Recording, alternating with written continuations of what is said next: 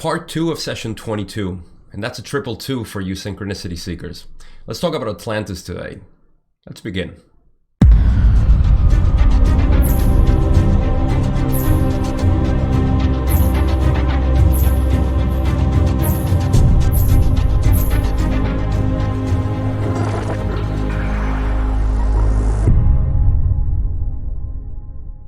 In the last video, we were talking about the second major cycle and some of the information that is relevant to that part of the story or history in our third density experience. So now we're going to transition smoothly into Atlantis, because Atlantis was actually formed in this third major cycle right around the beginnings, and it peaked around 12,000 years ago. So without further ado, let's talk about Atlantis and their culture and their influence with the Law of One and the Confederation work.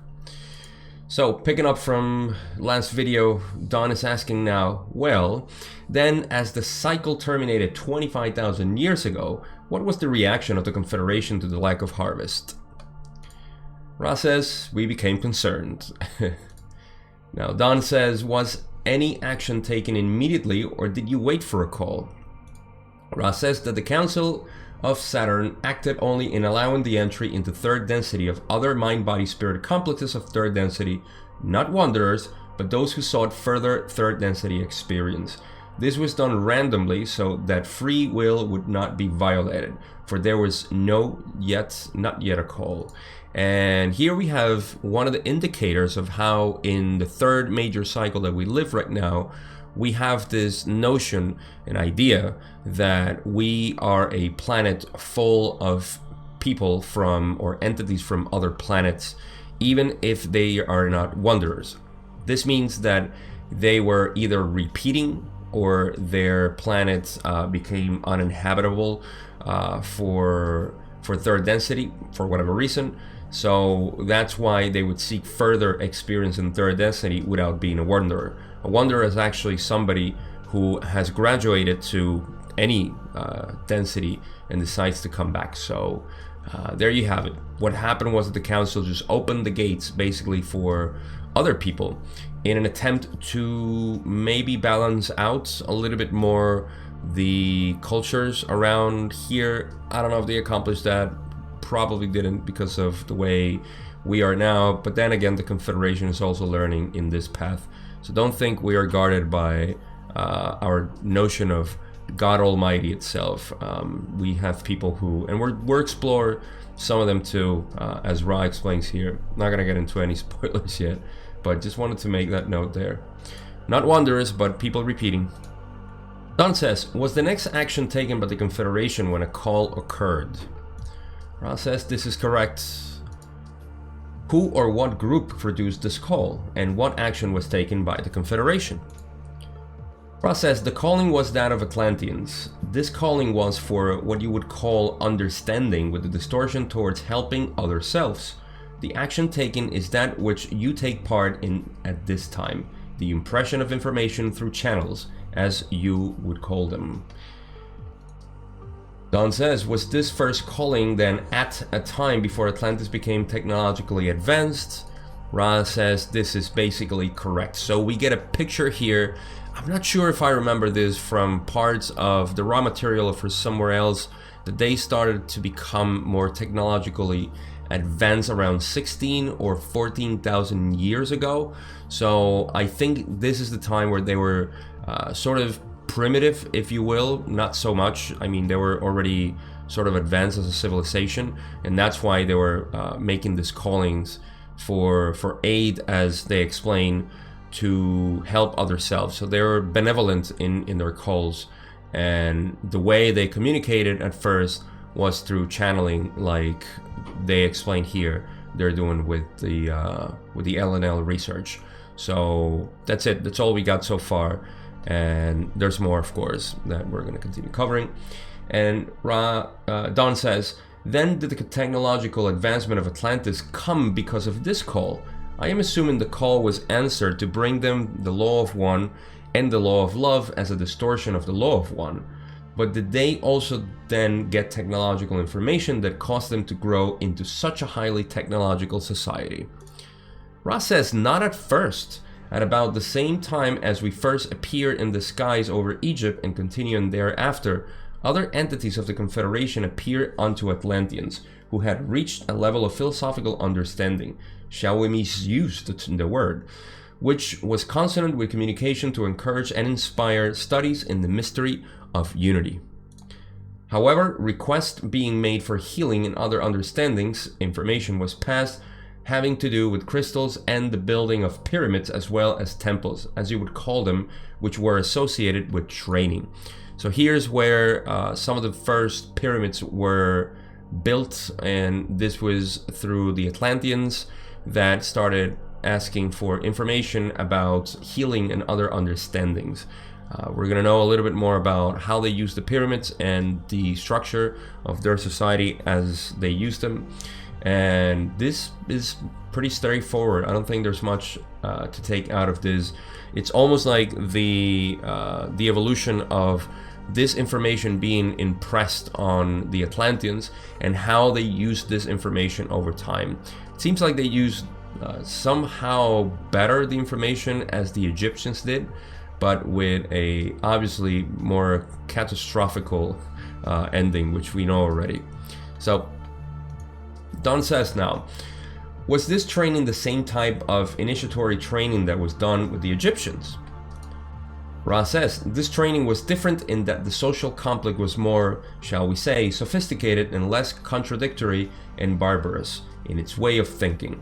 Therefore, the temples were temples of learning rather than the attempt being made to totally separate and put up on a pedestal the healers.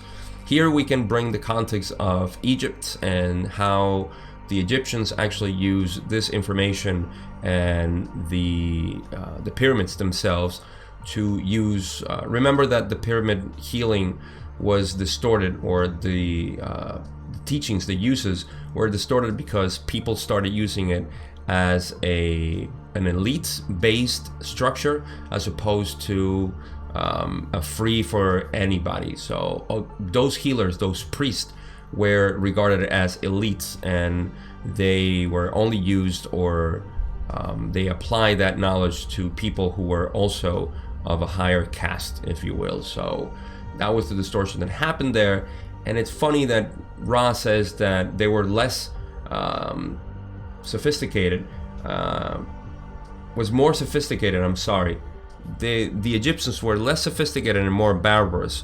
That means that their culture, their consciousness was a lot lower than the Atlanteans. The Atlanteans were very much advanced in terms of consciousness at that point. And we know that this also, because of the catastrophe, is why we came down in consciousness. A lot of the global consciousness came down because of the catastrophe that actually happened in Atlantis. So that's why Egyptians being or coming after the Atlanteans were a lot less sophisticated and more barbarous. So because of that, we can see that the Atlanteans were a little bit more advanced, at least in consciousness itself. They just did terrible decisions.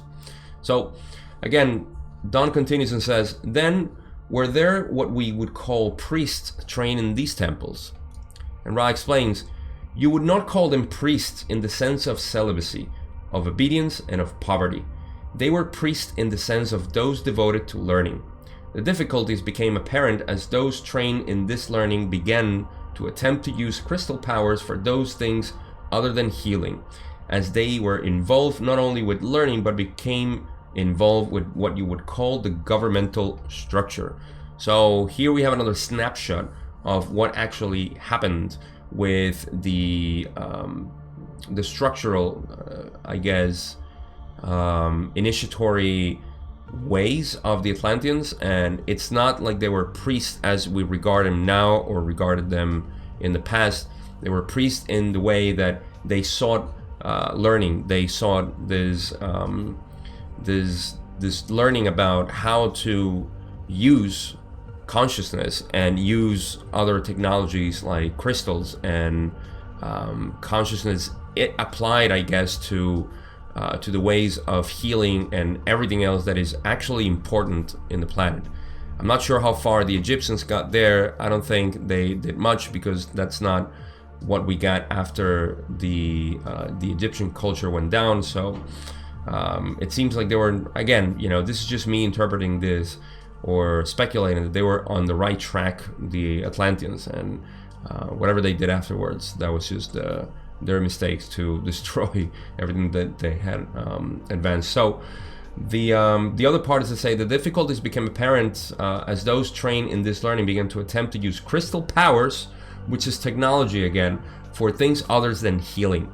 And this, we know that they had used crystals to create some sort of technology to harness powers that were beyond the necessity of third density. So they became, I would say, a little bit more, what's the word?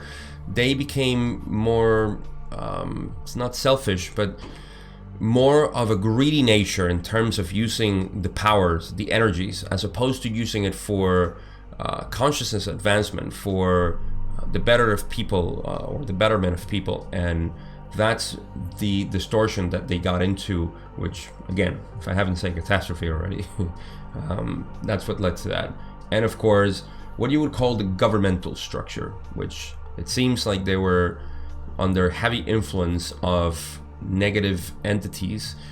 At this point, and remembering the last videos, you know that this information had to be balanced with the Orion Group's influence, meaning that because the Confederation gave a lot of this information to them and they became a lot more advanced, then they had to be exposed to the negative influences as well to balance out this information.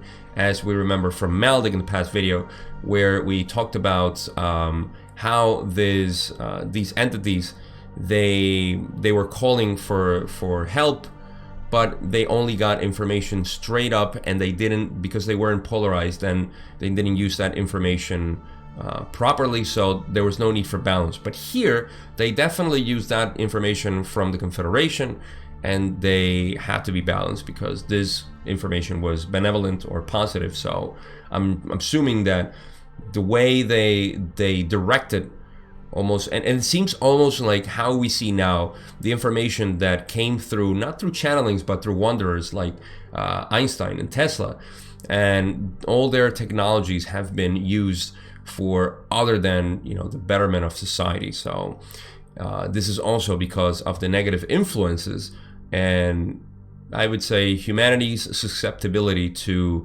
just become negative oriented, at least in the governmental structure. So we can go on here as to how this has also been balanced through the influence, or affluence rather, of wanderers and so on. But just to leave it at that, I think that's a good way to speculate what happened and why they created the governmental structure in Atlantis. But let me not linger here anymore, and let's go to the next question, where Don says, was all of their information given to them in the way you are giving our information now, through an instrument such as this one, or as this instrument? Ra says, there were visitations from time to time, but none of importance in the, shall we say, historical passage of events in your space-time continuum. So they did show up, the Confederation showed up, and I think we're going to cover a little bit more of that, but they weren't that impactful in the information that was given and that translated into the history that we know of Atlantis. So the impact of their visitations were not as big as the other type of influences or the direction itself of Atlantis. At least that's what Ra is saying. We believe Ra. Let's go on. Don says, was it necessary for them to have a unified social complex for these visitations to occur? What conditions were, what conditions were necessary for these visitations to occur? Very good question. Ra says the conditions were two: the calling of a group of people whose square overcame the integrated resistance of those unwilling to search or learn. The second requirement, the relative naivety of those members of the Confederation who felt that direct transfer of information would necessarily be as helpful for Atlanteans as it had been for the Confederation entity. So, two conditions. The first one is something that we have learned, I believe it was in session 7 or 5, the law of squares, which means that, actually, it's a very good note. Let's keep that in mind. I used the law of square. They didn't. They just said, a group of people whose square overcame the integrated resistance of those unwilling to search or learn. I'm going to explain that if you don't know already what they mean. But good to keep in mind that I used the law of square, which has been used in the past, but it's going to be part of the next questions. Anyhow, so what they're saying here is that the first condition was that the amount of people calling, and I'm going to use again the law of square just because I know it's part, and I know Don was right. I'm going to defend Don here, and you'll see what I mean as we go through the slides. But the law of squares means that if we have 2 people calling, that's 2 people calling. If we have 3 people calling, then that means it's going to double the amount before, so it would be 4. So now it's 6 people calling, and so on. It goes doubling the last one. And I think with about 10 people, you have over 1,000, say, units of calling. 10 people calling for the same information equals around 1,000 of people calling. This means that the amount of people calling for this information, I'm not sure how much there were, maybe 150, 1,000, overcame the amount of people not willing to learn or know anything about it. You can see that in practice here on planet Earth. There is, as always, an attendance, let's say from the Confederation, waiting for this call. But because of the amount of people that don't really care about this calling, it's not happening. And that's why we would need a lot of people to be calling just to get this information. They do this in channeling, of course, when they have a lot of people channeling or meditating on a certain or particular information that they want to get from the Confederation, and then they get channeled through the instrument that they use. So that's the first condition that was needed at that point. And the second one was the naivety, how naive this Confederation entities were to believe that the information would be useful as it was for them. I think that's what they said right now. If not, they're going to say it in the next slide. Felt the direct transfer of information would necessarily be as helpful for Atlantis as it had been for the Confederation entity. Yes.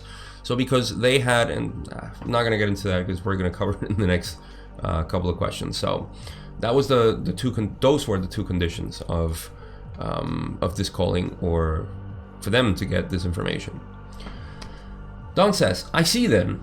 What you're saying is these naive Confederation entities had the same thing happen to them in the past.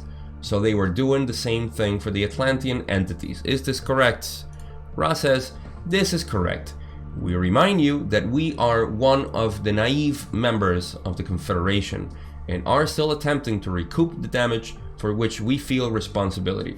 It is our duty as well as honor to continue with your peoples.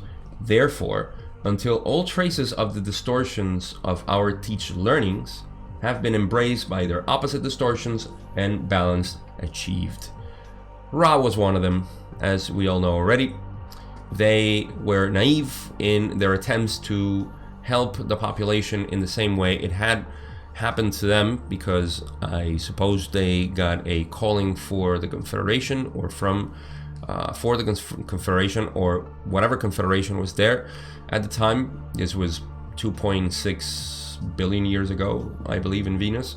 So I don't know if the Confederation of Planets, the one we know, was active then, but in any case, they received help that way, and they thought they could do the same thing here, right? We make the same mistakes here on planet Earth, so it gives us a little bit of an idea of who Ra is, and it's interesting how they say it too. That they're also attached, they're karmically involved with us until everything gets cleared out of what they say by the opposite distortions that they actually achieved here. So good to know that, Ra. Thank you so much for being so honest. Don says, now, I see. Then I will state the picture I have now of Atlantis, and you can tell me if I am correct. Here goes Don. We have a condition where a large enough number of the entities of Atlantis had started at least going in the direction of the law of one and living the law of one for their call to be heard by the Confederation. This call was heard because using the law of squares, it overrode the opposition of the Atlantean entities that were not calling. The Confederation then used channels such as we use now for communication and also made contact directly. But this turned out to be a mistake because it was perverted by some of the entities of Atlantis. Is this correct? Ra says, this is correct with one exception. There is only one law, that is the law of one. Other so-called laws are distortions of this law, some of them primal and most important for progress to be understood. However, it is well that each so-called law, which we also call way, be understood as a distortion rather than a law. There is no multiplicity to the law of one. This will be the final question in length for this working. Please ask it now, and we're gonna get into that last question before we finish the video. But here, I just want to defend Don, because maybe I'm mistaken, but I think they have used this law of squares themselves. Ra tends to do this sometimes. They say something and then they say, no, that's not how it is. Just like they said in one question or one answer, entities become inspirited. I think this was in session 19. If you haven't watched it, it's pretty funny. Go watch it. And then in the next question, they said, no, entities do not become inspirited. But there needs to be some clarification there as to why they say these things. In any case, the law of squares, I think that's the correction that they're making. That there is only one law. Of course, they are in 6th density. All they know is the law of one. And if you remember, the creator is infinity. It gets fractalized to have an experience. Therefore, everything is a distortion of unity of the law of one. So as we go through this experience, and you can see it as a torus, where everything comes out into manifestation, then it goes back into unity. Of course, the law of one must be the beginning of the end. So unity is the law of one. Everything else is the distortion of the law of one. Everything else is a distortion of unity. So I hope that makes sense. That's the correction they're making, that there is only one law, but they do talk about other laws, which they also call ways, and it's just semantics at this point. But just wanted to make that clear because that's how I see it, that's how I understand it, and that's it. They made just that correction, and they said that it was correct. Everything that Don said was, the question was completely correct. So his summary of the Atlanteans. So let's go to the last question, where Don says, the only question I was going to ask that I can think of was, could you give me the average lifespan of the Atlantean population? And Ra says, the average lifespan, as we have said, is misleading. The Atlanteans were, in the early part of their cultural experience, used to lifespans from 70 to 140 years. This being, of course, approximate. Due to increasing desire for power, the lifetime decreased rapidly in the later stages of this civilization, and thus the healing and rejuvenating information was requested. That's how we end the session, and that's how we end this video again as well. So the lifespan again was between 70 and 140. This lifespan was also reduced because of their desire for power, and that's how they also require or requested information for rejuvenating and healing, which they also got, of course. So these were, I think, the last attempts to contact the Atlanteans before they destroyed everything and gave us another lesson in consciousness and brought us down to consciousness too. Let's not forget that the Atlanteans are ourselves too. We tend to see, because that's just the experience here in 3rd density, that the Atlanteans were some people who were over there and they made their mistakes and morons, they made those mistakes. Well, guess what? It's us. It was us. Don't forget that. We are responsible for that too.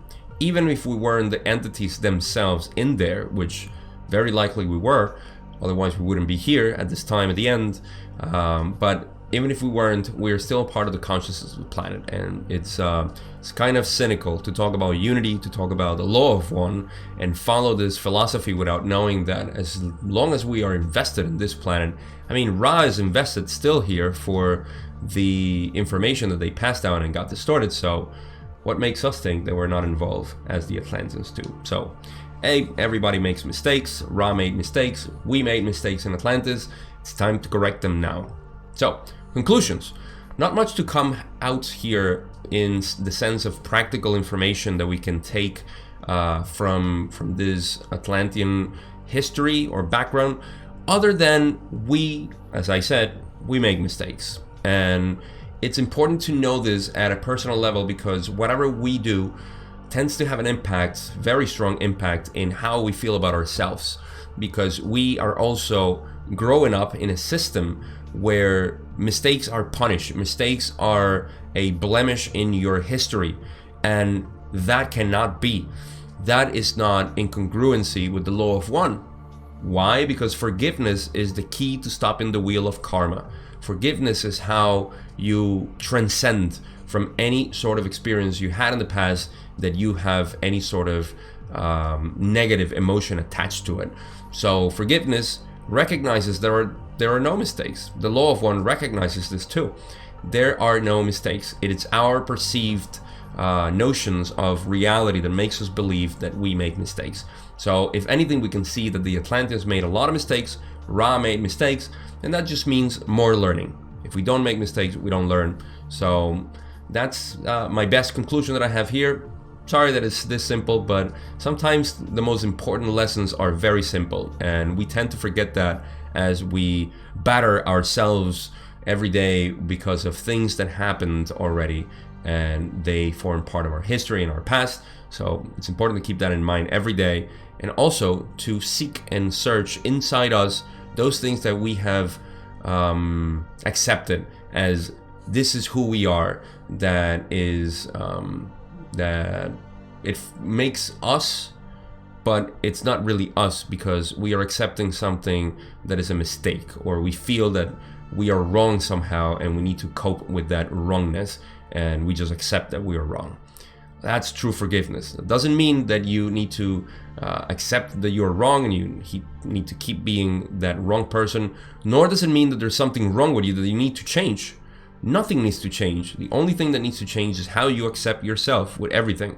Once you accept yourself, then you start noticing that things change naturally. The more you accept yourself, it's a magical thing to do. So I'll leave you with that too.